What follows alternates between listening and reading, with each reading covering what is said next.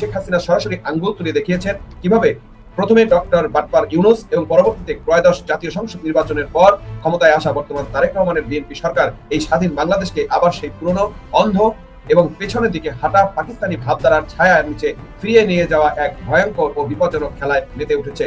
একটা হচ্ছে বিশ্ব বাটপার ইউনূস, আর একজন হচ্ছে গ্রেনেড হামলাকারী তারেক। লুটে খাচ্ছে দেশটাকে। আজকে গরিবের মুখের গ্রাস কেড়ে নিয়েছে। বয়স্ক ভাতা, বিধবা ভাতা, প্রতিবন্ধী ভাতা, আমরা যত ভাতা দিয়েছি সবই টাকা লুটে খাচ্ছে। কৃষক সার পায় না, 5 পয়সা সার কারখানা বন্ধ। এইভাবে একটা দেশকে ধ্বংসের দিকে নিয়ে যাওয়া যায়, এটা কল্পনাও করা যায় না। তো যেখানে পাকিস্তান চায়, এখনো চাইছে, আপনিও দেখছেন যে আমাদেরকে আসলে বিশ্ব থেকে আলাদা করে দিতে, আমাদেরকে ওদের মতোই একটা জঙ্গি রাষ্ট্র বানাতে। তখন ভারতের মাননীয় রাষ্ট্রদূত যখন বলছেন যে একটা মিলেমিশে থাকার কথা, একটা বন্ধনের কথা, এগুলো তো সত্যি। এই বন্ধন তো অস্বীকার করার কোনো সুযোগ নাই। দীনেশ ত্রিবেদী যখন ঢাকায় পা রাখছেন, তখন এই ঝানু রাজনীতিবিদ ভারত বাংলাদেশের কূটনীতি কোন পর্যায়ে নিয়ে যান এবং কি বার্তা নিয়ে তিনি আসছেন, সেই বার্তার মধ্যে ভারত বাংলাদেশ সম্পর্ক উন্নয়নের অন্যতম শর্ত শেখ হাসিনা কিংবা আওয়ামী লীগের রাজনীতি আছে কিনা, সেই আলোচনাগুলো চতুর্দিকে আলোচিত হচ্ছে। কিন্তু কেন পেশাদার কূটনীতিক প্রণয় ভার্মাকে সরিয়ে 75 বছর বয়সী এই প্রবীণ নেতাকে বেছে নিলেন নরেন্দ্র মোদী? এটি কেবল একটি সাধারণ বদলি, নাকি এর পেছনে রয়েছে শেখ হাসিনাকে বাংলাদেশের রাজনীতিতে ফেরানোর গোপন কোনো মিশন? ঢাকার মাটিতে ভারতীয় কূটনীতির যে চরম ভরাডুবি হয়েছে, তা মেরামত করতেই কি মোদী সরকারের এই স্পেশাল অ্যাসাইনমেন্ট? আসসালামু আলাইকুম দর্শক, সিগন্যাল বেরি চ্যানেলের নতুন একটি গুরুত্বপূর্ণ নিউজ ভিডিও নিয়ে আপনাদের মাঝে হাজির হলাম।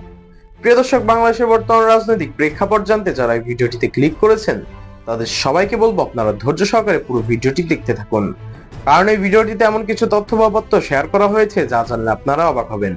প্রিয় দর্শক, ইতিমধ্যে আপনারা অনেকগুলো ভিডিওর অংশবিশেষ দেখে নিয়েছেন এবং আশা করি দেখেই বুঝতে পেরেছেন আজকের ভিডিওটি কতটি গুরুত্বপূর্ণ এবং আকর্ষণীয় হতে চলেছে। এখনো যারা আমাদের চ্যানেলটি সাবস্ক্রাইব করেননি, তাদের সবাইকে বলবো আমাদের চ্যানেলটি সাবস্ক্রাইব করে পাশে থাকা বেল আইকনটি অন করে দিবেন, আর যারা ইতিমধ্যেই সাবস্ক্রাইব করেছেন তাদেরকে অসংখ্য ধন্যবাদ। তো প্রিয় দর্শক, চলুন আর কথা বাড়াবো না, একটি লাইক দিয়ে মূল বিশ্লেষণগুলো দেখে আসি। আসুন প্রথমে জেনে নেওয়া যাক কে এই দীনেশ ত্রিবেদী এবং কেন তাকে ভারতের পররাষ্ট্র মন্ত্রণালয় এত বড় দায়িত্বের জন্য চূড়ান্ত মনে করল। 80 দশকের কংগ্রেসের হাত ধরে রাজনীতিতে আসেন দীনেশ। এরপর 1990 সালে জনতা দল এবং 1998 সালে মমতা বন্দ্যোপাধ্যায়ের সঙ্গে মিলে গঠন করেন তৃণমূল কংগ্রেস। 2009 সালের মনমোহন সিং সরকারের কেন্দ্রীয় স্বাস্থ্য প্রতিমন্ত্রী এবং 2011 সালের ভারতের রেলমন্ত্রীর মতো গুরুত্বপূর্ণ দায়িত্ব সামলিয়েছেন তিনি। 2021 সালের বিধানসভা নির্বাচনের ঠিক আগে রাজ্যসভা থেকে পদত্যাগ করে সরাসরি যোগ দেন নরেন্দ্র মোদীর দল বিজেপিতে। তবে দীনেশ ত্রিবেদীর সবচেয়ে বড় শক্তি তার সাংস্কৃতিক সংযোগ। তিনি দীর্ঘদিন পশ্চিমবঙ্গের রাজনীতির সঙ্গে যুক্ত থাকার কারণে দুই বাংলার সংস্কৃতি, আবেগ এবং মনস্তত্ত্ব খুব ভালো বোঝেন।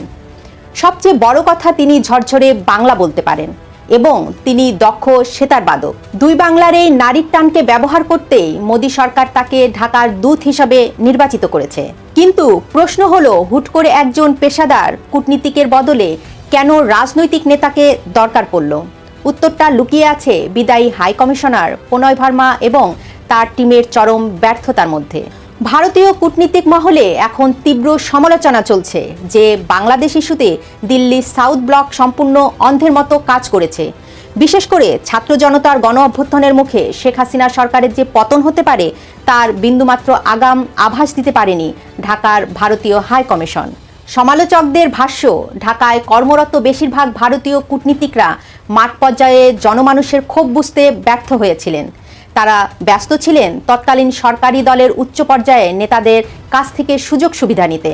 আওয়ামী লীগ ছাড়া বাংলাদেশের কোনো রাজনৈতিক দল কিংবা সাধারণ জনগণের সঙ্গে কোনো যোগাযোগ ছিল না। কূটনীতিকদের এই কাচের ঘরের বন্দী থাকার মানসিকতার কারণেই বাংলাদেশে ভারত বিরোধী মনোভাব কয়েক বছরে আকাশচুম্বী রূপ নিয়েছে।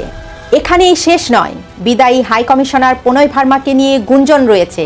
তিনি বহু বছর ঢাকায় দায়িত্ব পালন করলেও জনসমক্ষে কোনোদিন বাংলায় বক্তব্য রাখেননি। অথচ বিদায় বেলায় হাই কমিশন অফিসে সবাইকে নিয়ে বাংলায় গান গেয়ে শুনিয়েছেন।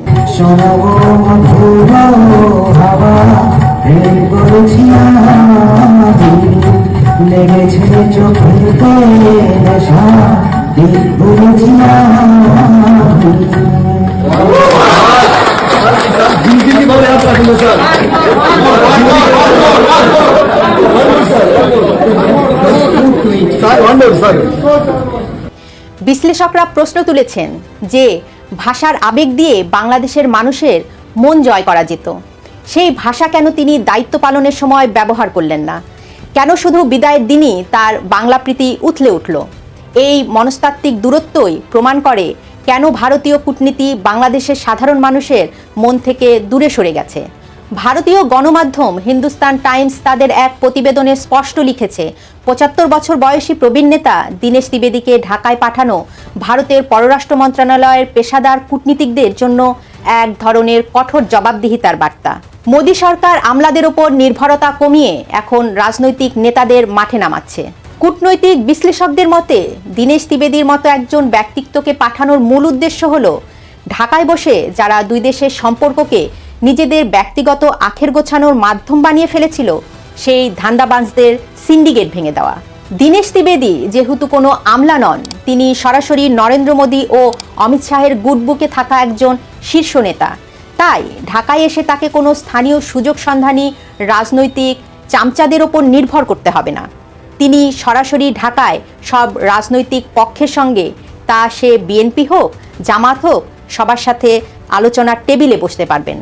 তার এই ঝরঝরে বাংলা বলার ক্ষমতা ঢাকার সাধারণ মানুষের সাথে ভারতের একটা নতুন সংযোগ তৈরি করতে সাহায্য করবে, যা প্রণয় ভার্মা কখনোই পারেননি।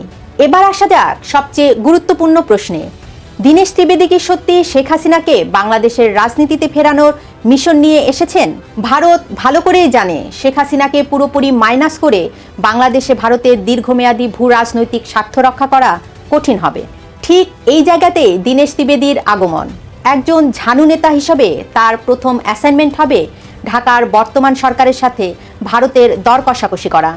তিনি এসে হয়তো প্রথমেই শেখ হাসিনাকে ফেরানোর ডিরেক্ট মিশন শুরু করবেন না, বরং পর্দার আড়ালে কূটনীতি শুরু করবেন। তিনি বোঝার চেষ্টা করবেন ঠিক কোন কোন শর্তে বাংলাদেশে আওয়ামী লীগের পুনর্বাসন সম্ভব। একই সাথে বিএনপি, জামাত এবং অন্য রাজনৈতিক দলের সাথে ভারতের একটি আস্থার সম্পর্ক তৈরি করাও তার অন্যতম লক্ষ্য। তবে পর্দার আড়ালে শেখ হাসিনা এবং আওয়ামী লীগের ভবিষ্যৎ সুরক্ষিত করার জন্য ভারতের হয়ে সর্বোচ্চ চাপ তিনিই দেবেন, এ বিষয়ে কোনো সন্দেহ নেই। বাংলাদেশে আসার আগে বৃহস্পতিবার নয়াদিল্লিতে দীনেশ ত্রিবেদী সাংবাদিকদের বলেন, বাংলাদেশের মানুষের সঙ্গে আমাদের সম্পর্ক শুধু সীমান্তের নয়, বাংলাদেশের মানুষের স্বপ্নের সঙ্গেও আমরা যুক্ত। আমাদের স্বপ্ন অভিন্ন, গণতন্ত্রের স্বপ্ন আমাদের সবার।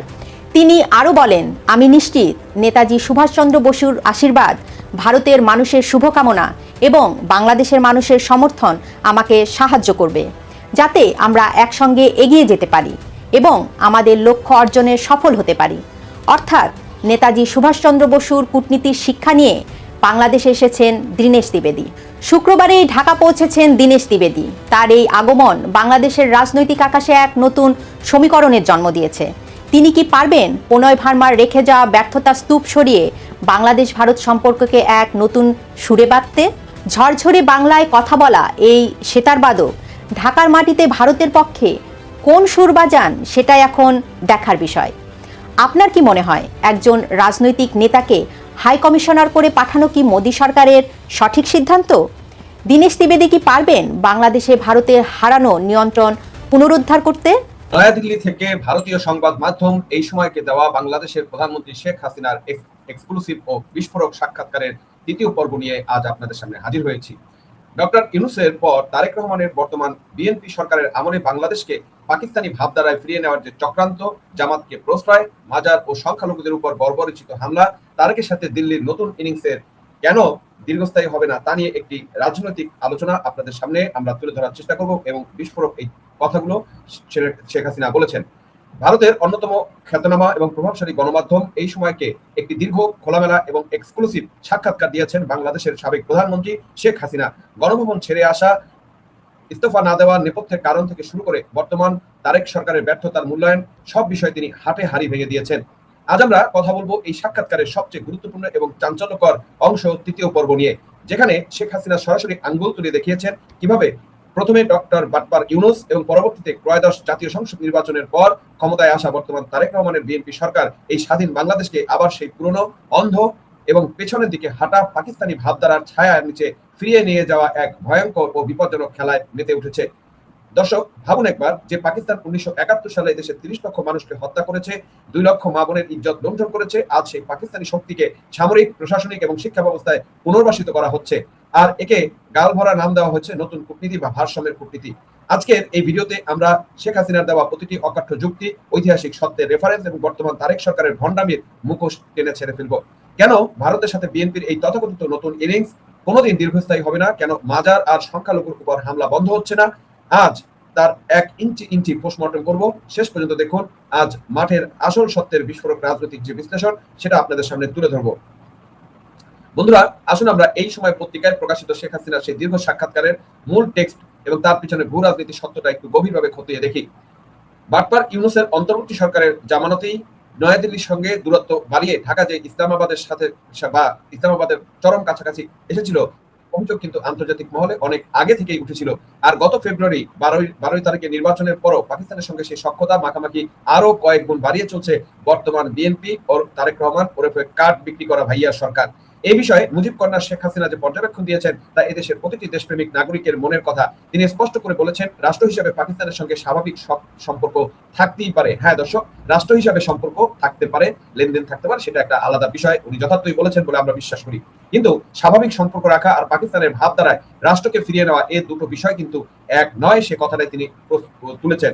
শেখ হাসিনা প্রশ্ন তুলেছেন, পাকিস্তানের সঙ্গে যে কোনো সম্পর্ক হতে ইতিহাসের সত্যকে স্বীকার করে 1971 সালের মহান মুক্তিযুদ্ধের মর্যাদা রক্ষা করে বাংলাদেশের নিরাপত্তা ও আত্মসমর্পণ অক্ষুণ্ণ রেখেই হতে পারে। কিন্তু আজ বর্তমান শাসনে কি হচ্ছে? তিনি মুক্তিযুদ্ধ চেতনাকে পরিকল্পিতভাবে দুর্বল করা হচ্ছে, পাকিস্তানপন্থী চরমপন্থী শক্তিকে পুনর্বাসিত করা হচ্ছে, সামরিক এবং প্রশাসনিক ক্ষেত্রে পাকিস্তানের গোয়েন্দা এবং রাজনৈতিক প্রভাব বাড়ানো হচ্ছে এবং আমাদের তরুণ প্রজন্মকে পাকিস্তানের ভাবধারা প্রতিষ্ঠানের দিকে ঠেলে দেওয়া হচ্ছে। এর মধ্যে একটি গভীর ও সুদূর প্রসারী রাজনৈতিক এজেন্ডা এবং বার্তা রয়েছে।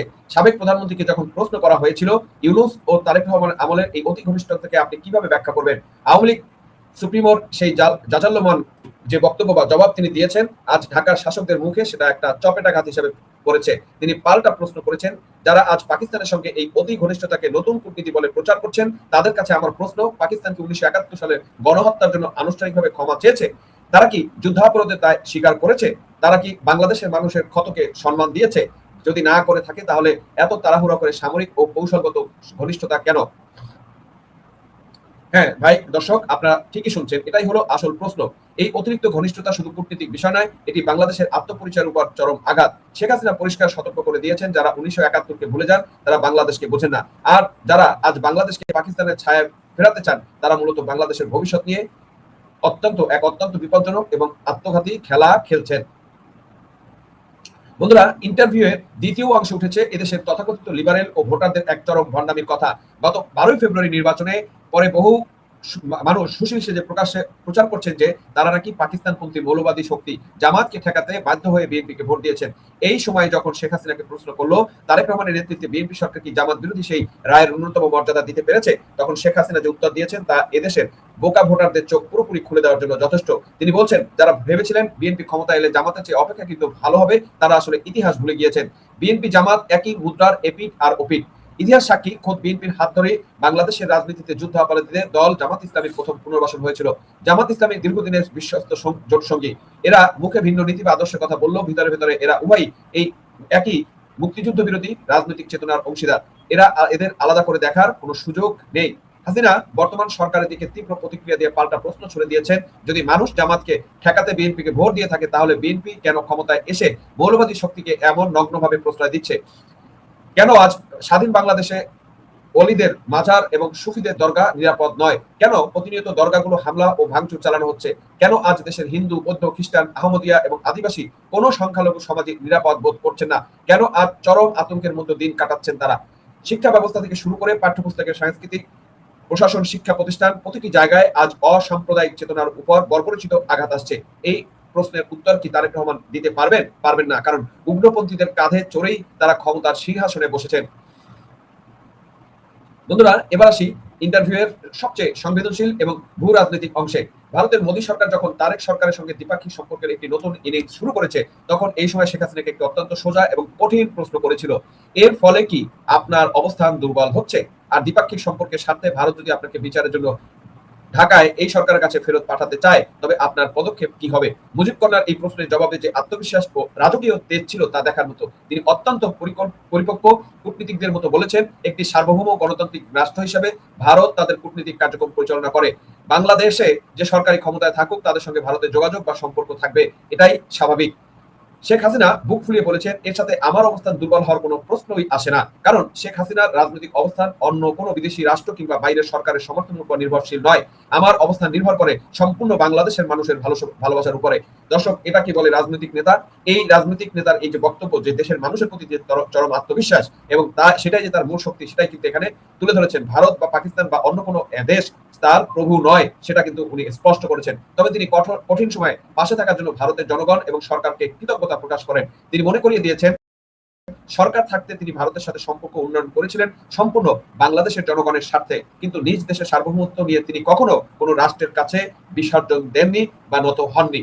তারেক রহমান সরকারের ভারতের সাথে সুসম্পর্ক স্থাপনের এই প্রয়াস বা নাটক কোনোদিনই ফলপ্রসূ হবে না বা দীর্ঘস্থায়ী হবে না বলে স্পষ্ট জানিয়েছেন শেখ হাসিনা। তিনি এর পিছনে মূল কারণটি ব্যাখ্যা করে বলেছেন, দুদেশের টেকসই ও দীর্ঘস্থায়ী সম্পর্কের প্রকৃত ভিত্তি হলো বাংলাদেশে একটি সত্যিকারের গণতান্ত্রিক শাসন ব্যবস্থা চালুকরণ, যা এই মুহূর্তে সম্পূর্ণভাবে বাংলাদেশে অনুপস্থিত বলে মনে করে। দেখেন, এই কথাটা যে শেখ হাসিনা বলেছে সেটা কিন্তু একদম সত্যতা জিনিসটা, যে বাংলাদেশে যদি আপনার গণতান্ত্রিক শাসন ব্যবস্থায় মুক্তিযুদ্ধের পক্ষের চেতনা অক্ষুণ্ণ না থাকে, এবং সংখ্যালঘুদের আরো একটা কথা বলেছেন যে সংখ্যালঘুদের নিরাপত্তা যদি নিশ্চিত করা না হয় তাহলে আসলে ভারতের সাথে সম্পর্কটা ওইভাবে উন্নয়ন হবে না, বরং তারেক রহমানের যে সম্পর্ক উন্নয়নের যে প্রক্রিয়াটা চলছে সেটা আসলে বেশি দিন সাস্টেইনেবল হবে না। যারা এই মৌলিক বিষয়গুলো নিশ্চিত করতে প্রতিদিন ব্যর্থ হচ্ছে, যারা প্রতিদিন নিজেদের হীন রাজনৈতিক উদ্দেশ্য এবং ভোট ব্যাংকের স্বার্থে ভারত বিরোধী চরম অপপ্রচারকে পর্দার আড়াল থেকে প্রশ্রয় দিচ্ছেন, এবং অতীতে যাদের ট্র্যাক রেকর্ড ভারতের উত্তর পূর্বাঞ্চলের নিরাপত্তাকে থ্রেট বা হুমকির মুখে ঠেলে দেওয়ার, তাদের সাথে ভারতের কোনো নতুন ইনিংস বা তাসের ঘর কোনোদিনই দীর্ঘস্থায়ী হওয়ার কথা নয়। ভারত খুব ভালো করেই জানে কারা তাদের আসল বন্ধু আর কারা সুযোগ সন্ধানী তাবেদার। নয়াদিল্লি থেকে শেখ হাসিনার এই দীর্ঘ সাক্ষাৎকার আজ বাংলাদেশের বর্তমান শাসকদের আসল দেউলিয়াত্ব এবং পাকিস্তানপন্থী রূপটা আন্তর্জাতিক মঞ্চে উন্মোচন করে দিয়েছে। ভারসাম্যের কূটনীতির নামে বাংলাদেশকে আবার 1971 সালে সেই অন্ধকার ছায়া নিচে ফিরিয়ে নেওয়া যাওয়ার যে চক্রান্ত চলছে তা এদেশের 18 কোটি মানুষ মেনে নেবে না।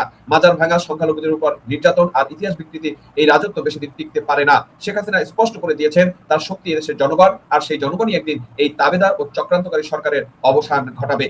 দর্শক, আপনার কি মনে হয় শেখ হাসিনার এই ঐতিহাসিক ও ক্ষুধার রাজ সাক্ষাৎকার কি প্রমাণ করে না যে তারেক রহমান সরকার বাংলাদেশকে এক বিপজ্জনক ভূ রাজনৈতিক খাদের কিনারা নিয়ে যাচ্ছে? পাকিস্তানকে ক্ষমা না চেয়ে এই অতিরিক্ত সামরিক এবং দেওয়ার পেছনে রহস্য কি হতে?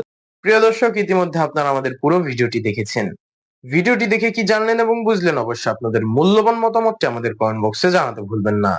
এখনো যারা আমাদের চ্যানেলটি সাবস্ক্রাইব করেননি তাদের সবাইকে বলবো আমাদের চ্যানেলটি সাবস্ক্রাইব করে পাশে থাকা বেল আইকনটা অন করে দিবেন এরকম নিত্য নতুন প্রতিদিন গরম গরম নিউজ আপডেট পেতে।